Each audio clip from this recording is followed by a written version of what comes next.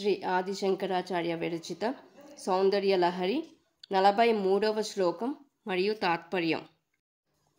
ధునోతు ధ్వాంతం నస్తులితదలితేందీవరవనం గణస్నిగ్ధశ్లక్ష్ణం చికురనికురుంబం తవ శివే యదీయం సౌరభ్యం సహజముపలబ్ధుం సుమనసో న సంత్యస్మిన్ మన్యే వలమథన వాటి విటపినాం.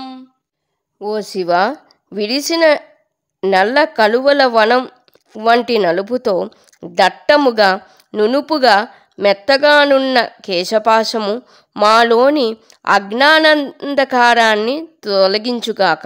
ఆ కేశ సంపద యొక్క సహజ సౌరభాన్ని పొందడానికై ఇంద్రుని నందనవనములోని దివ్య కుసుమాలు అలంకరించి ఉన్నవని భావిస్తున్నాను.